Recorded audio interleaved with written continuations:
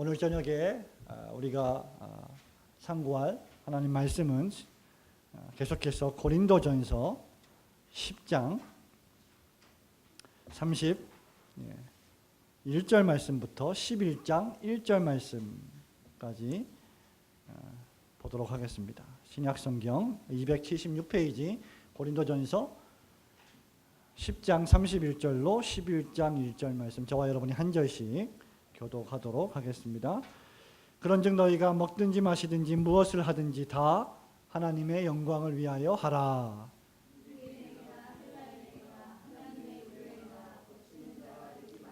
나와 같이 모든 일에 모든 사람을 기쁘게 하여 나의 유익을 구치 아니하고 많은 사람의 유익을 구하여 저희로 구원을 얻게 하라.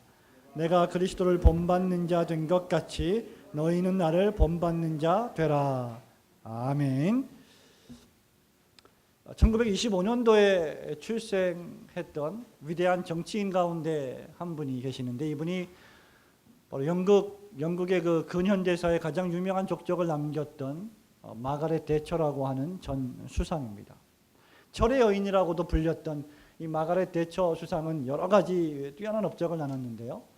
그 불굴의 의지를 가지고 엄청난 리더십을 발휘하면서 영국을 새로운 경제 대국으로 만들 수 있었던 원동력을 제시했던 인물이기도 한데, 이분이 특이한 것 가운데 하나가 바로 강요회의를 할 때 절대 강요회의를 오래 하거나 길게 하지 않았다는 것입니다. 각 부의 장관들이 강요회의를 하면서 어떤 보고를 하면 그 보고를 한참 듣고 있다가 그 보고가 3분 이상 넘어가게 되면 그 보고를 중지시키고 그 장관에게 보통 이렇게 말했다고 합니다. 장관께서 3분 안에 이 문제에 대한 결론적인 요점을 확실하게 제시하지 못한다면 장관은 장관의 업무 수행을 제대로 하지 못한 것이라고 생각합니다. 라고 아주 대찬 그런 엄청난 질문들을 하면서 장관들을 좀 압박했던, 장관들에게는 또 강요들에게는 좀 무서움의 상징이었던 정치인이 바로 이 마가렛 대처가 아닌가 생각을 합니다. 여러분, 우리가 보통 결론이라고 할 때, 어떤 글의 결론이라든가 어떤 문제의 결론이라고 할 때 결론의 뜻은 최종적인 판단을 내린다라고 하는 뜻입니다. conclusion이라고 하는 말은 어떤 일의 최종적인 판단을 내린다, 또는 어떤 문제에 있어서 최종적인 가부와 시비를 따져서 무엇인가를 결정한다는 것이 바로 결론을 낸다라고 하는 말의 뜻입니다. 오늘 우리는 이 5가지 결론적 명령이라고 하는 주제로 이제까지 우리가 고린도전서 강해를 해오면서 1장부터 지금 이 10장 마지막 절까지 사도 바울이 권면했던 모든 내용을 최종적으로 판단하고 요약하기를 소원합니다. 그것을 오늘 사도 바울은 5가지의 긍정적이면서도 결론적인 명령으로 우리에게 제시하고 있습니다. 좁게는 8장 1절부터 시작되었던 우상의 제물을 신자가 먹어도 되느냐, 제사를 바쳤던 음식을 신자가, 예수 믿는 신자가 먹어도 되느냐, 먹지 말아야 되느냐라고 하는 이 문제에 대한 포괄적인 결론이 바로 오늘 본문의 말씀입니다. 그리고 더 넓게는 1장부터 10장까지 사도 바울이 고린도 교회를 향해서 책망했고 비난했고 또 권면했던 모든 내용들의 결론이기도 합니다. 그 최종 결론, 그 최종적 판단이 무엇이냐, 바로 우리가 본문 말씀을 읽은 대로 31절입니다. 그런즉 너희는 먹든지 마시든지 무엇을 하든지 다 하나님의 영광을 위하여 하라. 이것이 최종 결론, 최종 명령이라는 것이죠.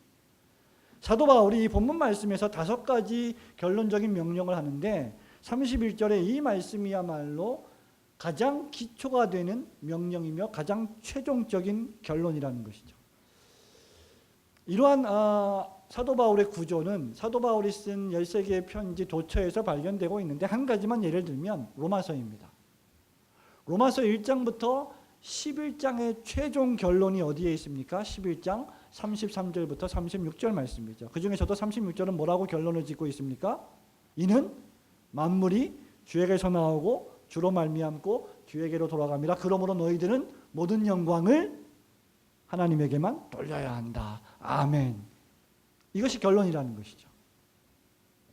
골로새서 3장 17절 말씀에 보면 이런 말씀이 있습니다. 너희들이 무엇을 하든지 말에나 일에나, 말을 하거나 어떤 행동을 하거나 무슨 일을 하거나 다 주 예수의 이름으로 하고 그를 힘입어 하나님 아버지께 감사하라는 권면의 말씀을 하고 있습니다.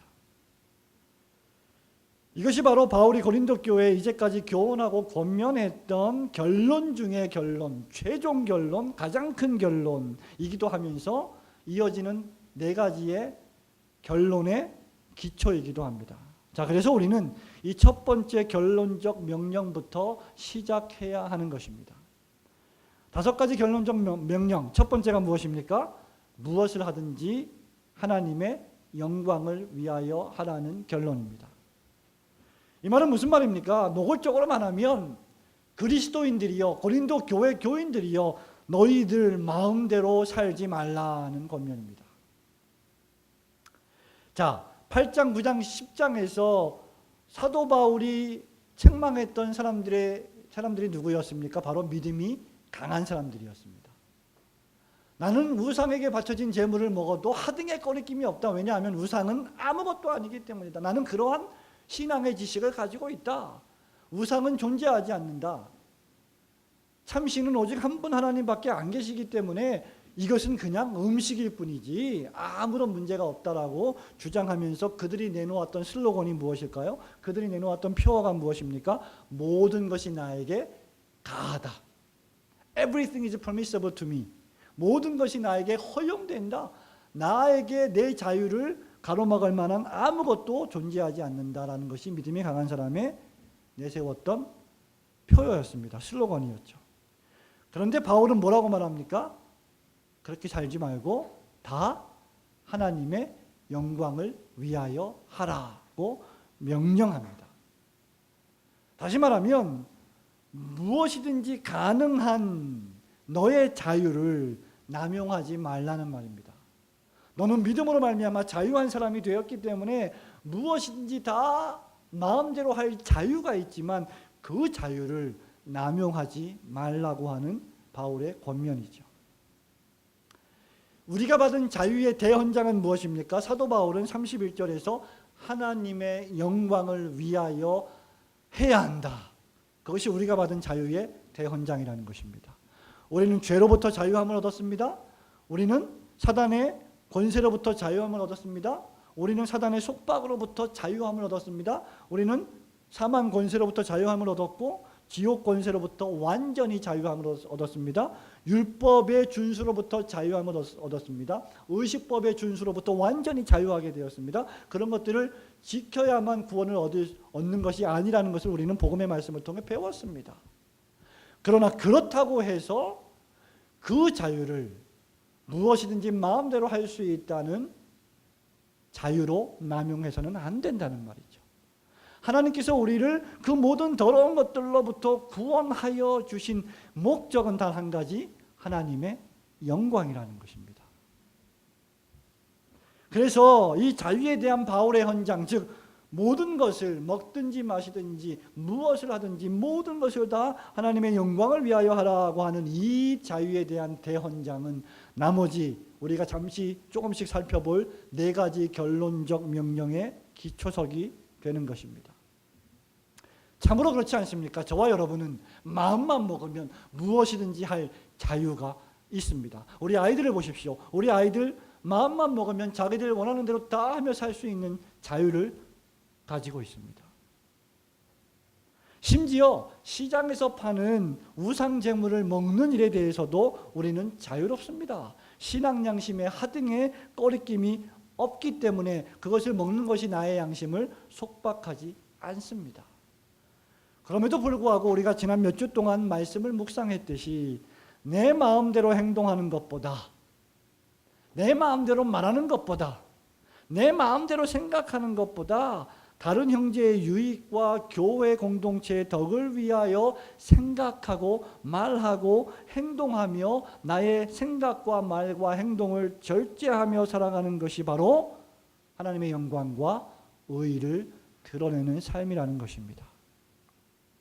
그렇기 때문에 성도들이 행동하는 모든 일의 최종 목적은 하나님의 영광을 위한 것이어야만 합니다. 이것은 비단 우상 제물에만 국한되는 문제가 아니죠. 조상에게 바쳐진 제사 음식을 신자가 우연한 기회에 참여해서 먹게 되었을 때 먹어야 되느냐 마느냐의 문제만은 아니라는 것입니다. 바울이 말하는 대로 먹든지 마시든지, 즉 제사 음식을 먹든지 마시든지 상관없이 다른 모든 일도 역시 그것이 특별한 일이든 먹고 사는 일이든 그것이 어떤 일이든지 간에 우리의 생각과 판단과 행동의 최종 결정의 기초가 되어야 하는, 근거가 되어야 하는 것은 바로 하나님의 영광이라는 것이죠. 내가 이렇게 생각하고 내가 이렇게 말하고 내가 이렇게 행동하는 것이 과연 하나님에게 영광이 될 것인가 라고 하는 것을 최종 판단의 잣대로 삼아야 한다는 것입니다. 바울에게 있어서 하나님의 영광을 위한 일은 무슨 일이었습니까? 이어지는 32, 33절 그리고 11장 1절처럼 자신의 유익을 구하지 않고 다른 사람의 유익을 위하여 또 다른 사람을 구원하기 위하여 말하고 생각하고 행동하는 일과 동일한 것이었습니다. 하나님의 영광이라고 하는 것은 추상적인 것이 전혀 아닙니다. 내가 하나님의 영광을 위하여 살아야 한다. 내가 하나님의 영광을 위하여 말하고 생각하고 행동해야 한다. 이 모든 것들은 구체적으로 우리의 삶 속에서 드러나야 하는데 그것이 바로 32절, 33절이라는 것이죠. 사도 베드로는 이러한 첫 번째 명령을 다음과 같이 베드로전서 4장 11절에서 재해석하고 있습니다. 그는 말합니다. 만일 신자가 말을 하려거든 하나님의 말씀을 하는 것 같이 하고 누가 봉사하려면 또 하나님이 공급하시는 힘으로 하는 것 같이 하라. 교만하게 하지 말고 겸손하게 하나님이 주시는 능력과 힘으로 이것을 했다고 고백하라. 이는 범사에 예수 그리스도로 말미암아 하나님이 영광을 받으시게 하려 함이니 그에게 영광과 권능이 세세에 무궁하도록 있느니라. 아멘. 이렇게 지금 베드로는 우리에게 권면하고 있습니다. 그렇다고 하면 진실한 신자는, 중생받은 신자는, 진짜 신자는 매사에 하나님께서 나를 통해서 받으실 영광이 무엇인지를 생각할 줄 알아야 합니다. 그리고 그 일에 매진하는 사람들이 될 줄 알아야 합니다. 무슨 일을 하든지, 여러분이 무슨 생각을 하든지, 무슨 말을 하든지, 무슨 행동을 하든지 오직 하나님의 영광만을 목적하며 생각하고 말하고 행동하시는 성도들이 되시기를 주님의 이름으로 축원합니다. 자, 두 번째 결론적 명령은 무엇입니까? 이 첫 번째 명령의 기초에서 이어지는 두 번째 명령은 매사에 모든 사람을 기쁘게 하라는 것입니다. 33절 말씀을 보실까요? 나와 같이 모든 일에 모든 사람을 어떻게 하라? 기쁘게 하라고 바울은 명령하고 있습니다. 여러분, 이 말은 매사에 하나님의 영광을 어떻게 돌릴 것인가에 대한 구체적인 행동 지침이에요. 나는 하나님의 영광을 위하여 존재하는 사람입니다. 우리 중고등부 대학부 SFC 운동원들 어떤 사람들이에요? Student for Christ, 그리스도를 위한 학생이죠. 자, 그러면 나는 그리스도를 위한 학생입니다라고 말할 때 그것은 구체적으로 어떻게 표현되어야 합니까? 다른 사람을 매사에 기쁘게 하는 삶으로 표현되어야 한다는 거죠. 추상적인 것이 아니라는 겁니다. 매사에 모든 사람을 기쁘게 하라는 말은 비윤리를 추구하는 사람들마저 기쁘게 하라는 말이 아닙니다. 다른 사람을 기쁘게 하라 이 말은 악인을 기쁘게 하라는 말이 아닙니다. 하나님을 멸시하는 사람을 기쁘게 하라는 말이 아니지요. 복음을 믿지 않는 사람들을 기쁘게 하라는 말이 아니지요. 예수 믿는다고 하면서 예수 믿는 사람처럼 살지 않는 사람을 그래 잘한다라고 기쁘게 하라는 말은 결코 아닙니다. 이것은 참된 진리의 말씀을 따라 믿음으로 살아가는 사람들에게 주신 말씀이죠. 우리는 불신앙의 소유자를 기쁘게 할 수 없습니다. 그렇기 때문에 우리는 참된 믿음을 가진 사람들, 그리고 참된 믿음을 가지기 위해서 노력하는 사람들이 그 믿음을 잘 가질 수 있도록 그들을 최대한 기쁘게 해야 한다는 것입니다. 우리는 악을 행하는 사람들을 위하여서 우리의 신앙의 자유를 제한할 필요가 전혀 없습니다. 그러나 우리는 참된 신자, 참된 중생받은 신자가 되기 위해서 하나님의 진리의 말씀을 추구하는 성경적인 구도자를 성경적으로 기쁘게 할 수 있어야 됩니다. 그가 예수님을 믿고 예수님을 찾아가고 예수님을 만나는 일에 있어서 도움이 되는 모든 일들을 돕고 섬기기 위해서 그를 기쁘게 해야 될 방편을 찾아야 한다는 것이죠. 이것은 신자의 의무이기도 합니다. 이런 의미에서 우리는 32절 말씀을 보십시오. 유대인에게나 헬라인에게나 하나님의 교회에나 거치는 자가 되지 말고 그들을 기쁘게 하는 자가 되어야 한다. 누구처럼? 33절에 나와 같이. 바울처럼. 바울이 어떤 삶을 살았습니까? 유대인에게는 율법 있는 유대인에게처럼, 율법 없는 이방인에게는 율법 없는 이방인에게처럼, 그래서 이방인들에게는 할례를 강요하지 않았고 유대인 자녀들에게는 할례를 허용했던 것이 바로 사도 바울의 방식이었죠. 여러분, 그리스도인의 기쁨은 어떨 때 충만해집니까? 다른 신자를 기쁘게 할 때 충만하게 채워지는 법입니다. 다른 신자들을 기쁘게 할 때 나의 기쁨이 배가가 되는 법이죠. 내 옆에 있는 내 동료 그리스도인들이 믿음 안에서 기뻐하게 될 때 나는 더 기뻐하게 된다는 것입니다. 그것을 사도 바울은 깨달은 거예요. 성도들의 믿음이 성장하고 그리스도 안에서 자라가고 그리스도를 조금 더 깊이 알아가는 모습을 보게 될 때 바울은 그것보다 더 기뻐하는 법을 배우지 않았던 것이고 못했던 것이죠. 빌립보서 2장 4절 말씀에 보면 이런 말씀이 있습니다. 각각 자기 일을 돌볼 뿐더러 또한 각각 다른 사람들의 일을 돌보아 나의 기쁨을 충만하게 하라. 다른 사람들의 일을 돌아보라 그 말입니다. 다른 사람의 일을 돌아보라는 말은 무슨 말입니까? 그들이 무엇을 필요로 하고 있는지를 살펴보라는 것입니다.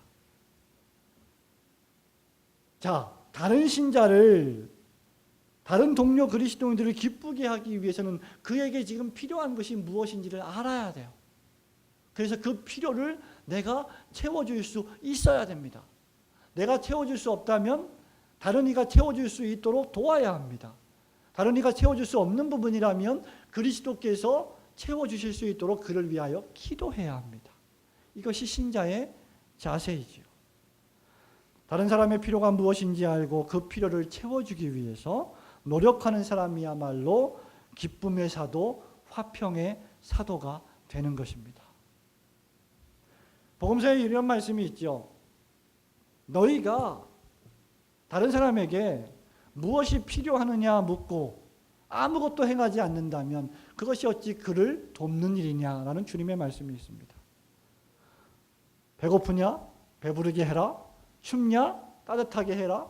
헐벗었느냐? 옷을 좀 입어라. 말만 한다면 그것은 사랑의 실천이 아니라는 것이죠. 배고픈 사람에게 밥을 주고 헐벗은 사람에게 옷을 주고 추운 사람에게 따뜻하게 만들어주는 것이 바로 우리 그리스도인들이 해야 할 일입니다. 이런 방식으로 우리는 참된 신자를 양성해 나가야 합니다. 그리스도의 제자를 만들어 나가야 합니다. 그렇게 하기 위해서는 저와 여러분의 자유와 권리를 포기할 때도 있어야 한다는 것이죠. 여러분들이 다른 사람을 제자로 만들기 위해서 여러분들은 여러분이 가진, 여러분이 또 누리고 있는 쾌락이나 기쁨이나 즐거움을 어떤 경우에는 절제하고 포기해야 한다는 것입니다. 그렇지 않고는 제자를 만들 수 없다는 것이죠. 나의 권리를 포기해서 다른 사람을 세울 수만 있다면 우리는 반드시 그렇게 해야만 합니다. 여러분, 한 사람을 믿음의 장부로 키우기 위해서 얼마나 많은 노력이 필요합니까? 자녀들을 키우시는 여러분, 우리의 이 자녀들을 장성한 아이로, 장성한 청년으로 또 사람 구실을 할 수 있는 사람들로 키워나가기 위해서는 얼마나 많은 노력이 필요합니까? 얼마나 많은 시간이 필요하고 얼마나 많은 물질적인 투자가 필요하고 얼마나 많은 지혜로운 계획이 필요하고 저들에게 얼마나 많은 공부를 시켜야 하겠습니까? 우리는 그것을 위해서 애정을 가지고 물질을 투자하고 시간을 투자합니다. 신앙도 마찬가지입니다. 나의 자녀를 믿음의 장부로 키우기 위해서는 온갖 노력을 기울일 수 있어야 합니다. 우리가 세상에서 저 아이들이 사람 구실을 하기 위해서 투자하는 것만큼이나 영적으로 그들이 바른 그리스도인이 되게 하기 위해서 영적인 투자도 아끼지 않아야 한다는 것입니다.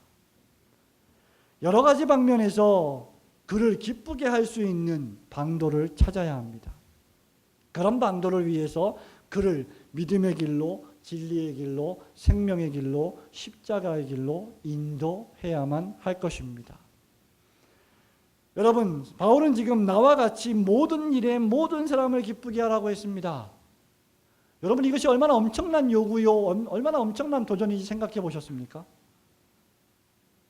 다시 한번 말씀을 보십시오. 나와 같이 모든 일에 어떤 사람을요? 모든 사람을 기쁘게 하라. 나에게 잘해주는 사람만을 기쁘게 하는 것은 쉬운 일입니다. 언제나 내 편이 되어주는 사람에게 나의 기쁨을 나눠주는 것은 쉬운 일이죠. 그러나 때로는 성가신 사람, 때로는 귀찮은 사람, 때로는 다루기 어려운 사람들을 위해서 내가 그들을 도와주는 것은 결코 쉬운 일이 아닙니다. 그렇기 때문에 우리는 이러한 일을 행함에 있어서 일종의 결단이 필요합니다. 또한 우리는 그러한 사람들이 좀 더 그리스도를 올바로 믿고 추구하게 하기 위해서 융통성 있는 복음 전도인이 되어야만 합니다. 진리 문제가 아닌 부분에 대해서는 최대한 관용의 정신을 베풀 수 있는 사도 바울과 같은 사람이 되어야 한다는 것입니다. 그런 부분은 내가 최대한 양보해야 합니다. 어떤 그리스도인들 가운데는 너무나 까탈스러워서 그의 비위를 맞추지 못하는 사람들이 있습니다. 우리는 물론 무절제한 방종주의를 경계해야 하겠지만 숨막히는 율법주의도 주의해야만 합니다. 말꼬투리를 잡고 행동의 꼬투리를 잡아서 사사건건 율법적으로 정죄하고 책망하고 그 사람이 길을 못 펴게 만드는 것은 결코 바람직한 복음전도의 방식은 아닐 것입니다. 우리는 그가 진리의 말씀 안에서 믿음의 장부가 되게 하기 위해서 그렇게 해야 합니다. 하나님을 섬기는 일에 성공할 수만 있다면 우리는 다른 모든 것을 기꺼이 포기할 수 있는 사람들이 되어야 할 줄로 믿습니다. 세 번째 결론적 명령은 무엇입니까? 33절 말씀에 계속 보면 공동체의 유익을 구해야 한다는 것입니다. 자, 33절 말씀을 다 같이 한번 읽어볼까요? 저와 함께 시작. 나와 같이 모든 일에 모든 사람을 기쁘게 하여 나의 유익을 구치 아니하고, 거기까지. 나의 유익을 구치 아니하고 부정적으로. 그 다음 말씀이 어떻게 기록이 되어 있습니까? 긍정적으로 많은 사람의 유익을 구하라 하고 있습니다. 이 말은 교회 공동체의 유익을 구해야 한다, 추구해야 한다 그 말입니다. 개인의 유익을 추구하기 이전에 먼저 교회 공동체의 유익을 추구하라는 말입니다. 자, 그리스도인은요, 성도는 한 개인이면서 동시에 교회 공동체에 소속된 개인입니다. 그러니까 우리가 교회라고 말할 때는 두 가지 개념을 가지고 있어야 합니다. 성령이 내주하시는 나 자신이 교회이고 동시에 성령이 내주하시는 나 자신인 그 교회가 소속되어 있는 공동체가 바로 또 교회라고 하는 것이죠. 이런 의미에서 결론적으로 말씀드리면 교회란 개인이면서 동시에 공동체입니다. 신약의 말씀은 우리에게 교회된 개인 신자들에게 교회 공동체로 함께 모여서 사도행전 2장에 사도의 가르침을 받고 떡을 떼며 함께 기도하고 함께 식사하고 함께 교제하고 함께 주님을 찬송할 것을 명령하고 있습니다. 그렇기 때문에 여러분 신자 개개인, 우리 올고든 교회 성도들 모든 개개인은 이 올고든 교회 공동체의 뭡니까? 대표자들입니다. 그렇기 때문에 신자는 공동체의 걸림돌이 되어서는 안 되며 매사에 삼가 근신하며 조심해야 합니다. 그는 너무 쉽게 말해서도 안 되고 너무 조급하게 말해서도 안 되고 너무 분노에 차서 말해서도 안 되고 늘 성경 말씀대로 근신하고 절제된 언행을 보여야 합니다. 공동체의 유익을 구하라는 이 말은 무엇을 의미합니까? 너희가 나의 유익을 구치 않고 많은 사람의 유익을 구하라. 이 말은 우리의 신앙생활, 우리의 교회 생활을 이익의 재료로 삼아서는 안 된다는 것을 또한 의미합니다. 참된 신자는 신앙을 팔아서 생계를 유지하는 사람이 아니라는 말이죠. 진짜 신자는 종교를 이용해서, 기독교를 이용해서 돈벌이를 하지 않는다는 겁니다. 노골적인 표현으로 말하자면 진짜 신자는 사꾼이 아니라는 말이죠. 참된 신자는 신앙의 이름으로 장사하지 않습니다. 신앙은 신앙이고 장사는 장사이죠. 교회를 밥벌이의 수단으로 사용하고 악용하는 자들이 얼마나 많습니까?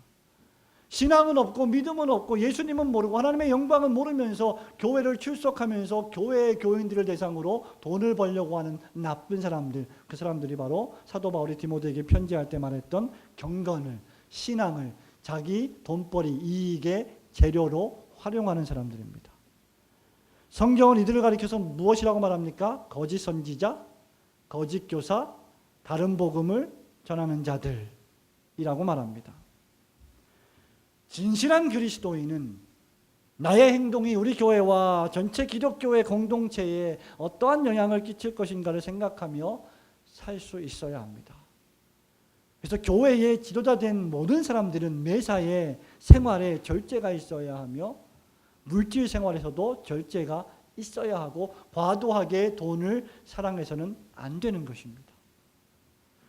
설교자가, 목사가, 교회 사역자들이 과도하게 자기의 유익을 구하기 위해서, 자기 일을 즐겁게 하기 위해서 교회를 경영하고 있다고 하면 그것은 그 사람의 개인적인 사기업과도 다를 바가 없을 것입니다.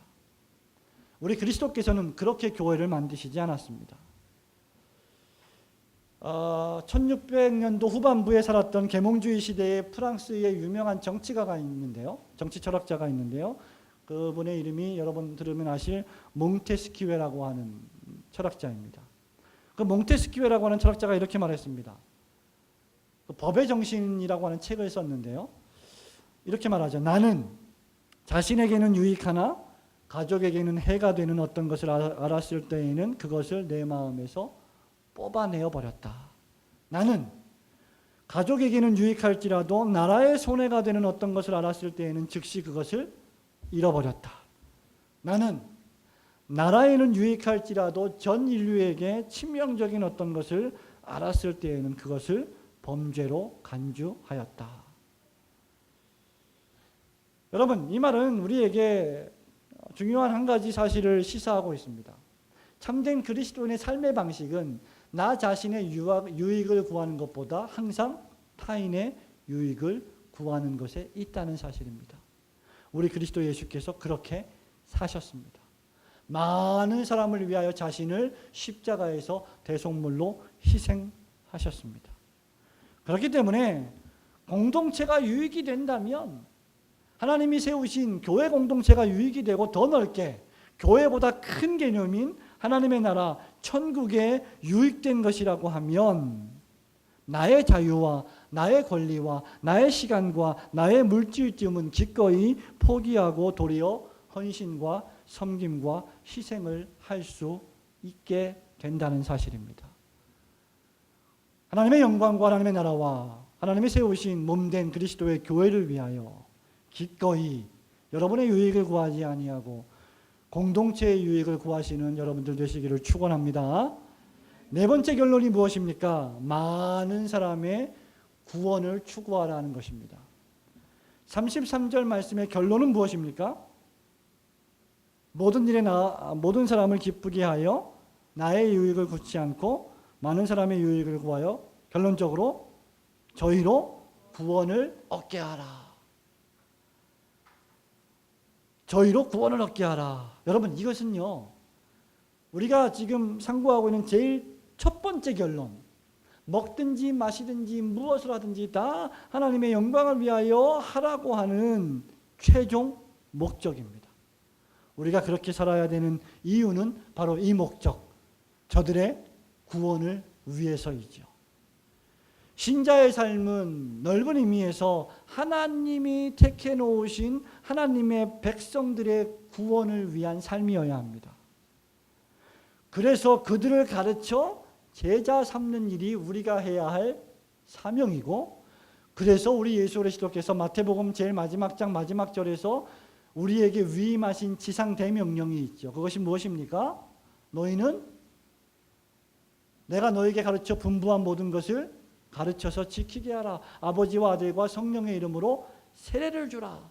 제자를 삼아라. 그것이 우리가 해야 할 지상에서의 사명입니다. 저들의 구원을 위하여 존재하는 신자의 삶이라는 것이죠. 바로 그것 때문에 우리는 먹고 마셔야 한다는 것이죠. 이것은 무엇을 의미합니까? 첫 번째는 개인 구원에 함몰되지 말라는 것입니다. 나 하나만 구원받으면 끝이라는 것이 아니라는 것이죠. 우리 한국교회를 좀먹는 가장 큰 질병이 있다고 하면 나 하나면 구원받으면 된다는 것입니다. 나만 잘 되면 된다는 것이죠. 나만 천국 가면 된다는 것입니다. 이것은 또 무엇을 의미합니까? 개인적 축복에만 몰두하지 말라는 것이죠. 나 하나만 잘 되고 나 하나만 잘 믿고 나 하나만 천국 가고 그래서 나 하나만 기복적으로 번영적으로 잘 먹고 잘 살면 된다라고 하는 것은 우리 그리스도인들의 삶에 있어서 가장 심각한 질병입니다. 우리는 다른 사람을 돕기 위해 존재하는 자들입니다. 그런 삶이 어떤 삶입니까? 바로 선교적인 삶인 것이죠. 전도하는 삶, 선교하는 삶. 단순히 예수 믿으세요 라고만 외치는 삶이 아닌 우리의 태어나서 죽을 때까지의 전생의 삶이 하나님의 영광을 위하여 드려지는 삶, 그것이 바로 선교적인 삶이죠. 선교 헌금만을 드리는 삶이 선교적인 삶이 아닙니다. 내가 그리스도의 십자가 정신을 세상의 삶에서 구원하여 살아가는 성도의 삶 전체가 바로 선교적인 삶이죠. 이것이 바로 바울의 네 번째 결론입니다. 저들의 구원을 얻게 하라. 내 아내의 구원을 얻게 하라. 내 남편의 구원을 얻게 하라. 나의 자녀의 구원을 위하여 너희가 절제하고 권리도 포기하고 때로는 희생하고 때로는 헌신해라. 그러한 헌신과 희생 없이 어떻게 한 영혼을 구원할 수 있겠느냐라고 하는 바울의 권면입니다. 여러분, 제가 말씀드렸나요? 언젠가요? 저희 어머니를 전도하기 위해서 저는 17년이라고 하는 세월을 기도했습니다. 물론 전도도 했지요. 17년이라고 하는 세월 동안 때로는 핍박을 당했고 때로는 고통을 당했고 때로는 자포자기했고 때로는 눈물도 흘렸고 그러나 때로는 그러한 시간들을 통해서 변화되는 어머니의 모습을 보았고 결국은 예수 그리스도를 구주로 고백하고 집사 임직을 받고 집사로 임명되고 하나님의 나라로 돌아갔던 그런 순간들을 기억하게 됩니다. 한 사람이 하나님의 사람으로 변화되는 일에는 어느 날 갑자기 되는 것은 아닙니다. 그에게 뿌려진 많은 복음의 씨앗들이 자라날 때 가능해지는 것이죠. 그렇기 때문에 우리는 먹든지 마시든지 무엇을 하든지 다 저들의 구원을 위하여 해야 할 줄로 믿습니다. 마지막은 무엇입니까? 바울의 최종 결론 5가지의 결론적 명령의 마지막은 바로 그리스도를 본받는 자가 되라고 하는 권면입니다. 12장 1절 말씀을 보십시오. 내가 그리스도를 본받는 자와 같이 너희는 나를 본받는 자가 되라 라고 말합니다. 분명히 바울은 너희는 나를 본받는 자가 되라고 말했습니다. 여러분 혹시 이 말씀 어디서 우리가 읽었는지 기억하십니까? 우리는 고린도전서를 29번째 강해를 하고 있습니다만은 이미 이 말씀을 우리는 4장 16절에서 상고한 바가 있습니다. 4장 16절에 보면 그리스도 안에 많은 스승이 있으나 아비는 많지 아니하다. 그리스도 예수 안에서 복음으로서 내가 너희를 낳았다. 그러므로 내가 너희에게 권하노니 너희는 나를 본받는 자 되라고 바울이 이미 명령한 바 있습니다. 바울은 갈라디아서 4장 12절, 빌립보서 3장 17절, 데살로니가전서 1장 6절에서 수시로 나를 본받아라 말합니다. 그런데 목사님, 왜 목사님은 그리스도를 본받는 자가 되라고 말하고 있습니까? 예, 그리스도를 본받는 것은 어느 날 갑자기 내가 그리스도를 본받게 되는 것이 아니라는 것이죠.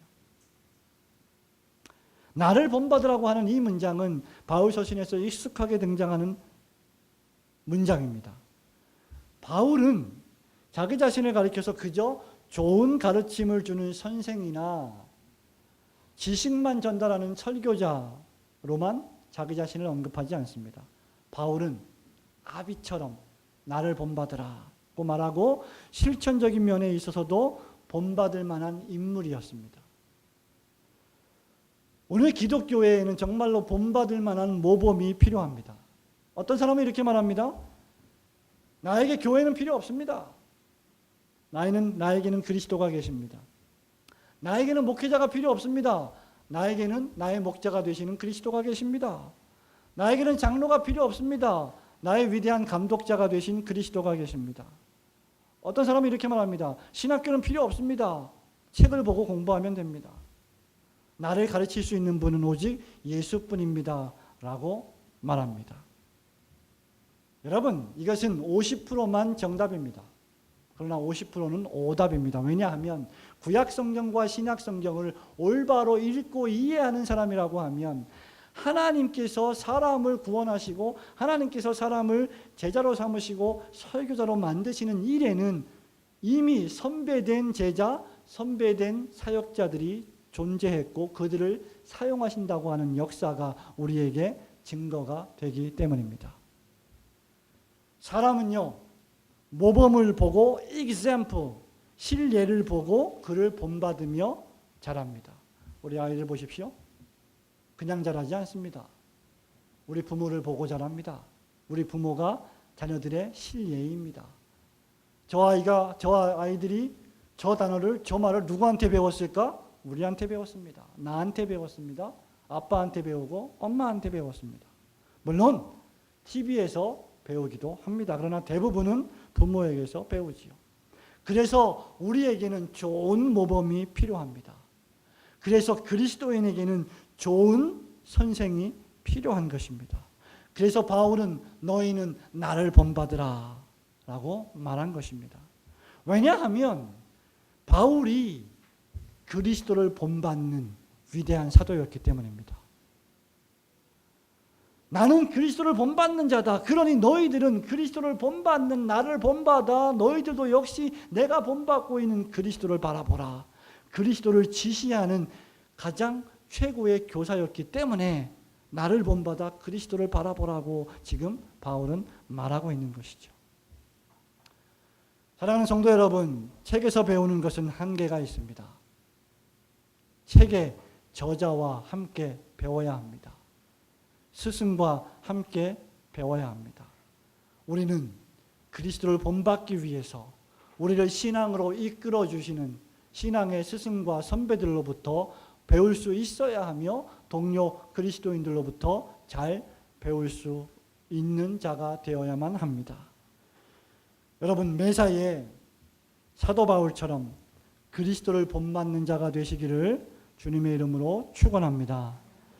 사랑하는 성도 여러분, 말씀을 맺습니다. 오늘 바울은 우리에게 5가지 결론적 권면을 명령하고 있습니다. 첫 번째가 무엇이었습니까? 하나님의 영광을 추구하라. 두 번째가 매사의 믿음으로 사람을 기쁘게 하라. 세 번째, 교회 공동체의 유익을 추구하라. 네 번째, 많은 사람의 구원을 목적하며 선교적 삶을 살아라. 마지막으로 그리스도를 본받으라. 본문에 기록된 5가지 결론적 명령에 표현된 그리스도인의 삶을 한마디로 요약하자면 바울처럼 그리스도처럼 섬기고 희생하는 삶을 살라는 것입니다. 우리는 하나님의 영광을 위해 섬겨야 하며 하나님의 영광을 위해 필요하다면 우리의 권리도 포기한 채 마땅히 희생해야만 하는 그리스도인인 줄 믿습니다.